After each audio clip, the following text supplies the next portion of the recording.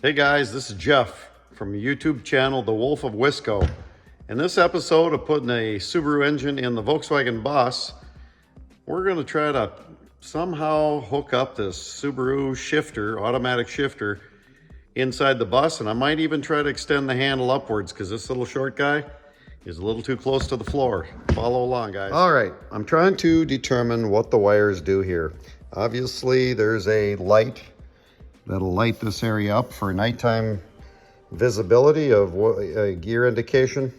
I've got my jump pack hooked up for 12 volts. And when I touch the positive negative wire on this one block right here, you can see that's that little bracket down there. It moves aside. That is a shift lockout. So when it is depressed, it allows me to shift, push my thumb on this button right here. You remove that off the ground anyway. It's locked, it can't go. So that prevents shifting unless you got the ignition key on, sending 12 volt power here. You gotta turn the ignition, then you can shift the car. Some of the aftermarket shifters don't have lockouts. Quick video of another shifter type that I considered using. I've got a 53 Chevy truck here. This baby's got a LS motor with a turbo. This is a low car floor shifter, and it's an extended floor shifter, and there is an actual cable that runs down through here for shifting. So you can't pull it, but you push in the knob, and of course you can shift it. There's a neutral lockout, and then you can put it in park. This shifter runs about 540 bucks right now through a company called Low Car. That's why I'm going with the cheap Subaru free shifter. The low car shifter does not have a electrical park lockout, so I just decided to save the 540 bucks and use the Subaru shifter. So that's, if I don't want the lockout, I remove this, remove that wiring, get rid of that. I've just got to determine if that's what I want to do here. I'm going to dig into, of course, I do want to indicate, have this lit up. I'm going to keep that. And there's one more connector that I got to figure out where that. The last set of wires is for a micro switch on the park indicator. I don't plan to use that. Don't really know how it works, so don't need it.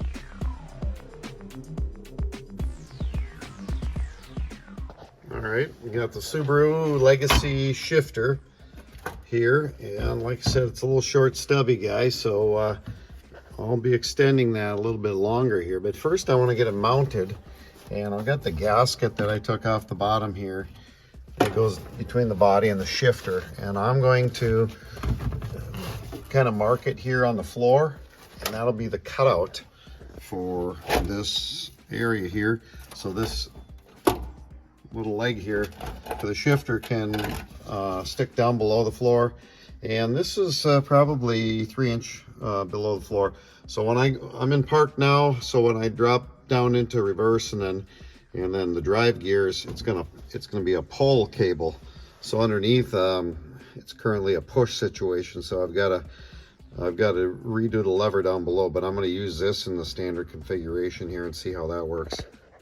Yeah, okay, so position wise, it looks like set it right about here. The reason I want to set it right about here is I want the gasket or the mounting surface of the front of the shifter to be flush with this cutout right here.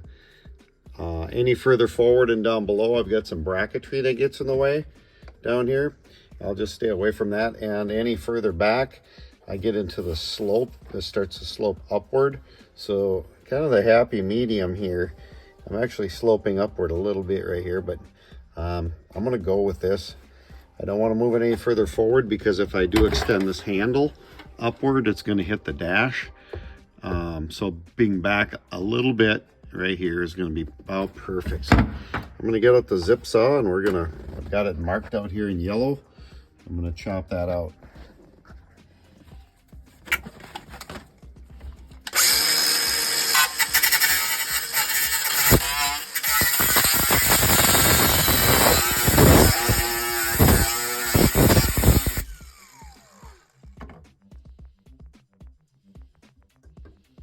Looks like I got a couple channels that are welded under here. I'll go down underneath there and cut those off, but that's the cutout. Okay, got the shifter dropped through the hole, chopped in the floor. That was an existing kind of hole over there, that round 1-inch hole, but got this situated here. Actually, it fits decent, looks good sitting on the floor in here. Let me get a measurement here for you. All right, we're looking at about, I don't know, whatever, 8-9 inch tall lever off the floor. Let me get down 9 1/4-ish to the top of the lever right here. So, you know, sitting up in the chair, up in the high chair there, captain's chair, I think I'm going to extend that. I am going to unbolt. Let's see how far we can go. Let's just get a measurement. How far up we can go before we'll hit at that same angle that the shifter's at, about like that. I don't want knuckles hitting that, so let's just say we're going to add 8 inches to that shifter. How cool would that be? Kind of a tall lever right here. Get that lever right up under the dash here, and you still got a couple an inch or two to here. That's kind of the plan. So I'll show you guys underneath and some issues down here. So underneath the bus, the shifter here is mounted and just sitting on the floor, and I've got a little room to slide it back and forth. It's a little bit tight. It's up against this heater duct, and I retained this heater duct. I'm gonna put a heater in under the back seat. So I got heat and I've got defrost that goes all the way up to the front of the bus, and that blows up through the vents into the windshield. So we got defrost. I could pound a dent in this, but you know what? I got a better straight shot. I could go straight. This is in the middle of the bus, or I could go just off to the side. This is a huge clear shot here. I'm just gonna snip this arm off with the old zip wheel, flip it over this way and let it dog leg down right here. And that is a straight shot for a cable to run through right to this here. And I'm gonna weld a little leg on here so the push pulls in the right direction. Right now, it's kind of the opposite. I gotta take this dimension, drop down here. It'll still be above the level of the pan. I believe that's my goal here. Probably come off of this with a bracket. This is the mounting bosses here, and then I can have the shifter right here. Here's a little chunk that I took out of the floor where the old shifter mounted from the Volkswagen.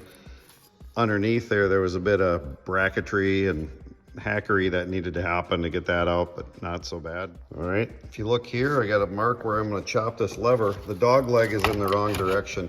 I need this thing to dog leg off to this side as shown earlier. So I'm going to zip that off with a zip wheel, and we're going to weld it on the other side. Okay, put my ears on.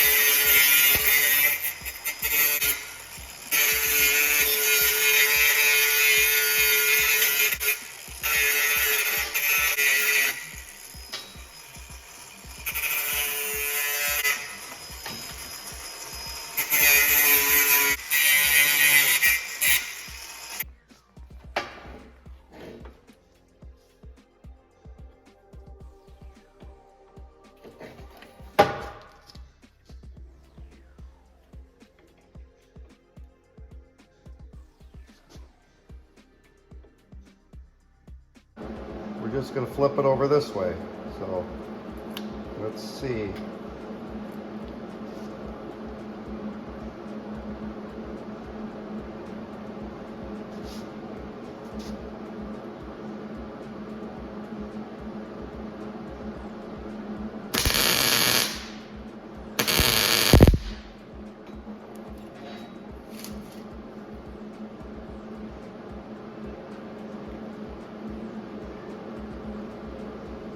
About the same. It was about 3 5/8 from here. Let's see.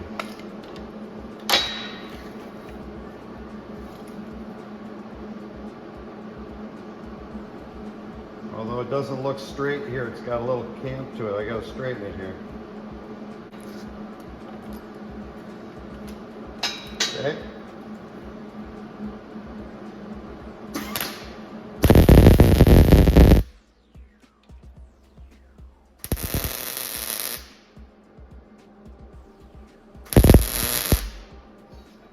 All right, we're just gonna tack it for now until everything is, you know, I can try the shifting mechanism, so I'm not gonna weld it until it's all working.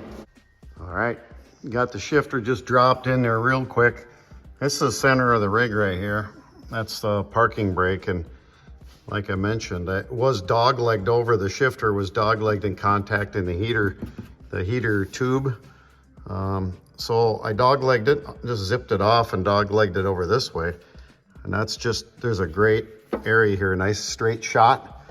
And it's still got that ferrule in there. It's a bushing mounted ferrule where the rod can go through, and there'll be some adjustment here.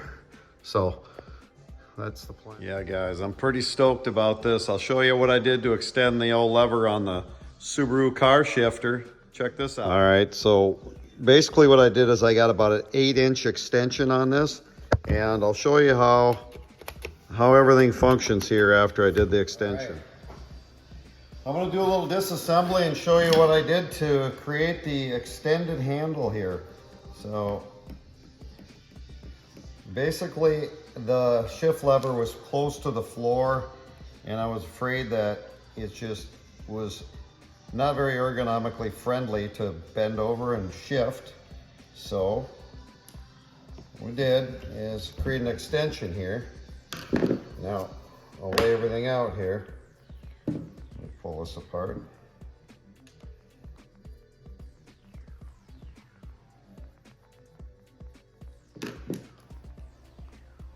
Okay, so the way this shift lever works is there's a small ramp right here. So when the button push, when you slide the button in, it pushes down on this plunger. It's pretty simple. So this is the length of the shifter. It's maybe 5 inches off of here. So I extended it up to 8 inches. What I did is I slid this off, and basically I said, what's the number I want? It was exactly 8 inch. So I made an 8-inch extension, and I found a piece of plastic. I had some, this is like plastic welding rod. It's real thick stuff, but it's got a round taper. I mimicked this round taper, so when I extend it, the plunger will still work on the top side right here. So this is an 8-inch extension. Then we needed a sleeve to extend this, so this sleeve right here, that's 8-inch, and this is just something to hold everything together. And I didn't have any aluminum or steel, but I had a piece of plastic from that's PEX tubing for water tubing, and that worked great. So the way this works is we'll slide that, and this is a 5/8 inch diameter, 630 thou, 5/8 basically. So then I put the existing, I didn't even use a tap, I just drilled that to size, and I forced the threads in with this steel screw. And now of course I cut my own threads with that. Okay, now that screw is protruding down into there, preventing this. So I took it to the belt sander, and I made a slot on it, so it's almost a D-shaped. The original one has a slot. It's injection mold. It's got a slot all the way down so it doesn't contact these screws. I just took the belt sander to one side. I did not put the screw on the other side so I could keep the integrity of the rod. Put this back in. All right. This sits on here. Yep, it is pushing down. I can hear the plunger. I just needed something to hold this together. So I came up with this. I was gonna try to slide this PEX tubing all the way up, heat it up, but it's fine. I got a small 632 screw that I sharpened, cut off. It was 1 inch long. I kind of cut it off and made it work here. I didn't want to, I didn't want to run to town and buy a bunch of hardware, so I used what I had. That's a short screw so it doesn't contact that rod. And then this slides down to the existing bolt hole. And put the factory screw that came from the other side here. That's the same thread size. It's like an M3 maybe. And I wasn't thinking this plastic was gonna do a very good job. There we go. It's threaded into that steel. Okay, so the way this works now, like any shifter, it's in lockout, and there's a park lockout on these. So you gotta put your foot on the brake, and then it releases there's a solenoid that pulls this back here. And I'm just do that with my thumb so I can shift it with this. Reverse, neutral, drive, 3. Then you gotta pull it in to go down from 3 to 2 to 1. And then when you let off that, you can try to go back. It stops at neutral, stops at reverse, back into park, and now it's locked. And I mean, I'm pulling on this pretty good. It's not really flexing the shaft, this blue sleeve. I might just tape this up aesthetically, or, you know, it does match the bus being blue. You know, look at, nothing wrong with that, right? So it looks cool in the unit. I'll put it inside the bus. We'll check it out. Walked over to the bus here, got the floor shifter. I'm just gonna drop it. There we go. Drop it on the floor. And that's about where it's gonna be bolted, right about there. Flat down here on the floor. And I left, a good probably 2-3 inches, so you get your hand on here. You can still shift. Look at that extended shifter with just just a few things from around the shop.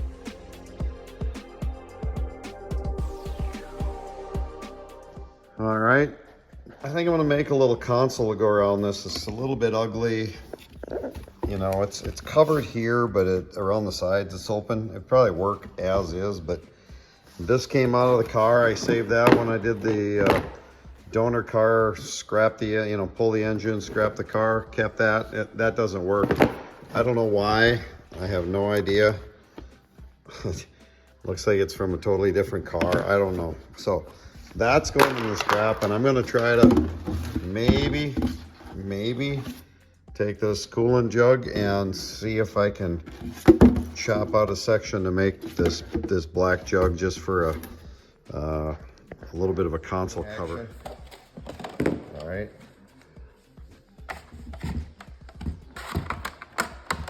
All right, let's see what this looks like. For now, I'm gonna just leave all the wires inside, hooked up in here.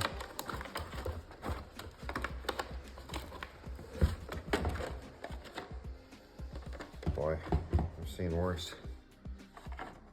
Let's see. Almost need to get it flat. Well, I mean, I just hacked it quick. I think,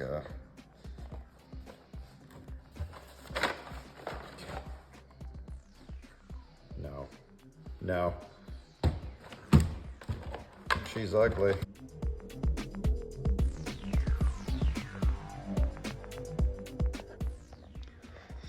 All right, here's a fancy little fitting I made. I took a 5/16 bolt and drilled a hole all the way through for the tap drill. And then I tapped it about halfway through, and then I drilled just a larger pilot hole coming out the backside. That'll be used on the cable shifter. I bought a cheap cable. It was a marine shifter cable on eBay.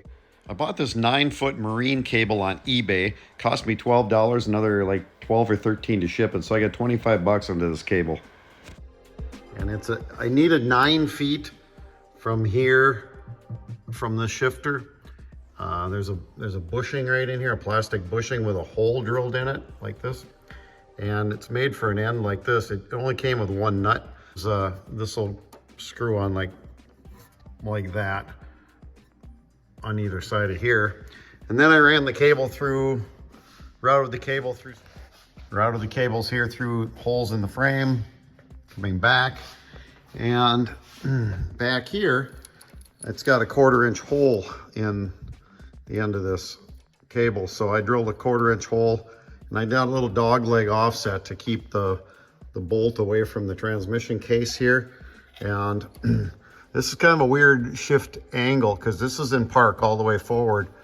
And then as I shift down to low, it comes way back to here. So it's kind of from 11 o'clock to 2 o'clock. So I'm gonna cheat it basically, and I'm gonna figure out the amount of throw, and I'm gonna center it. So center the throw straight down so the cable can actually operate in the correct window instead of pulling hard. So that's what I'm gonna do. And then I've got a hole kind of drilled in the bracket where I'm gonna rosette weld that, and that'll be this end. And then I've got to figure a way to mount this to kind of like on a small block Chevy, they come off at 2 transmission bolts and have an eyelet. And I'm going to do something like that with this end right here, maybe a clamp style on either side of this. Somehow, you know, a rubber P-clamp can go around that with just one thought. So looking at the shifter, this is a shifter out of the Subaru. When I'd cut the arm, it was dog-legged over this way, hitting the old heater tube that I'm going to use actually for heat for defrost. So I just cut it off and flipped it over the other way. There's that fastener I made. But I was going to try to make some fancy bracket that would hook up onto this groove right here, this groove in the cable.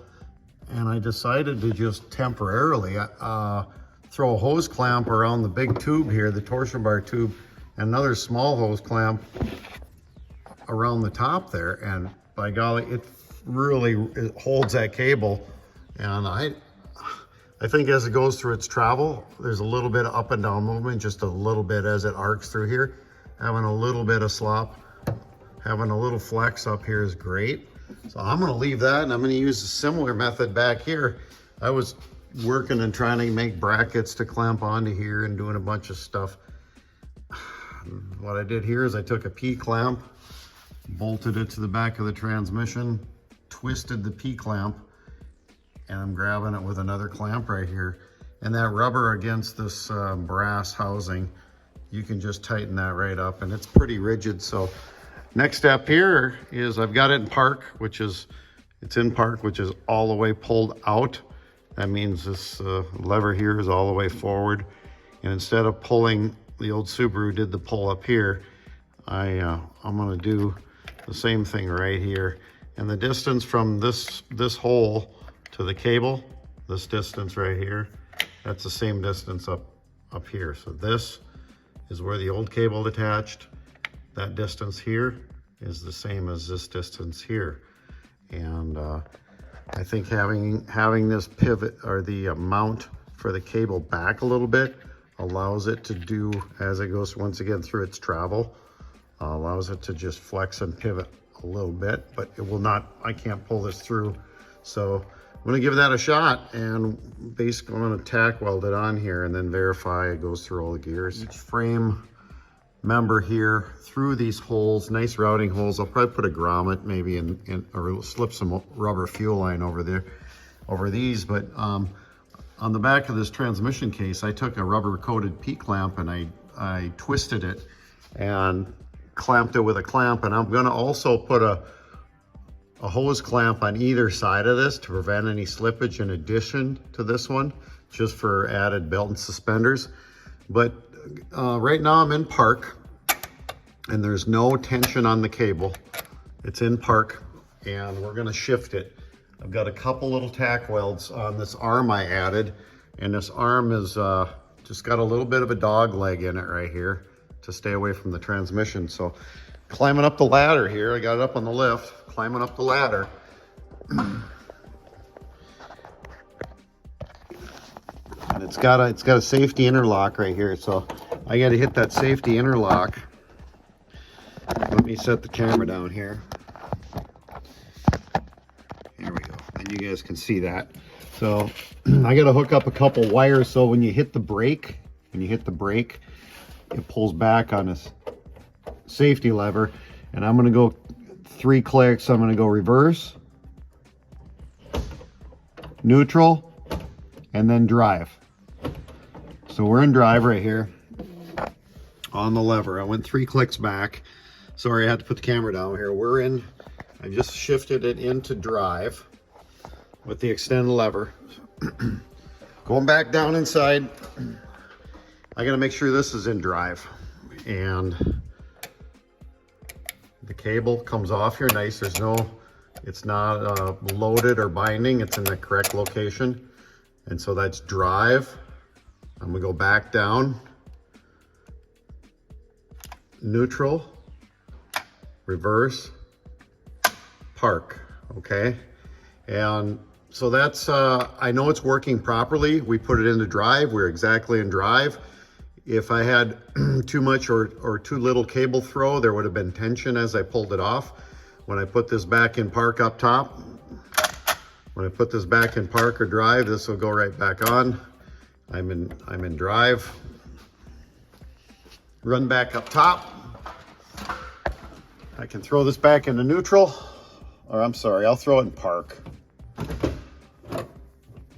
We're in park.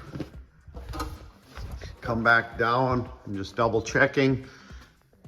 It's in park. We'll pull this off. See? And it's got, you know, it'll slip right back over here. And we are in park. That's park. Park's got a little bit of a spring-loaded parking pawl on it, but that's park right there. Dropped right back on. I'm gonna put a nylock nut on here so it doesn't come off or double nut this, but it's ready to weld up right now. So that was a pretty cheap and easy routing. I got this cable for 12 bucks on Amazon. It's a marine cable. It's got a 1032 at that end, a short threaded 1032 section. And on this end, it's a 1/4 inch hole that's in this arm here. And it's, I think I paid 10 or 12 bucks shipping. So I got 25 bucks in that cable. And you can find a marine cable. This is a 9-foot cable. So that cable worked perfect for the length here. I didn't have a lot of coil there. You can find them in 10-foot. B&M shifter makes a 10-footer, heavy duty race shifter cable, but this is a marine shift throttle cable. I think it can be used either application. I don't know what this lug here is. Another way you can mount it is a bracket here somehow, but this seemed to work well for me just with the P-clamps. It holds it now, but like I said, I'm gonna do a little reinforcing here with a couple more hose clamps. All right guys, now that I got the cable all adjusted here, everything's good. I'm gonna finish putting a couple stitch welds on either side of this small bracket, and I'm just gonna close my eyes. I don't need a helmet, it's a couple stitch welds here. Clear the hose. I usually do that right onto my clamp here. I clear the hose to make sure I got some argon up here.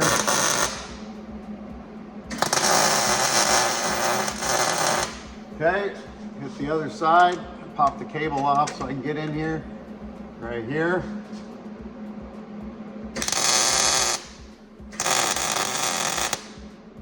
That should do it. I'm gonna cool it off here. Yeah, it's card planer, it's not gonna start a fire.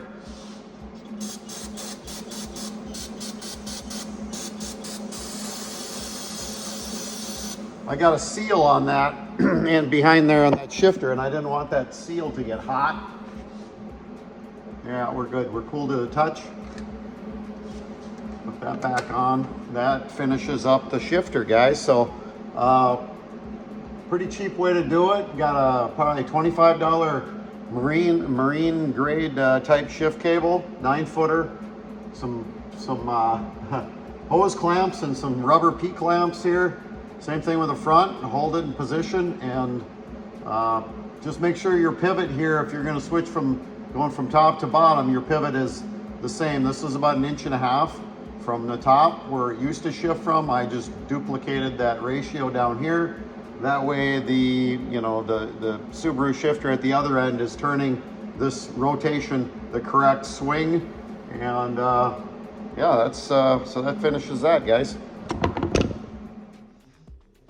If you guys don't have one of these Amazon headlamps, you know, that's the trick right there. You're up underneath here, and you need a little bit of light.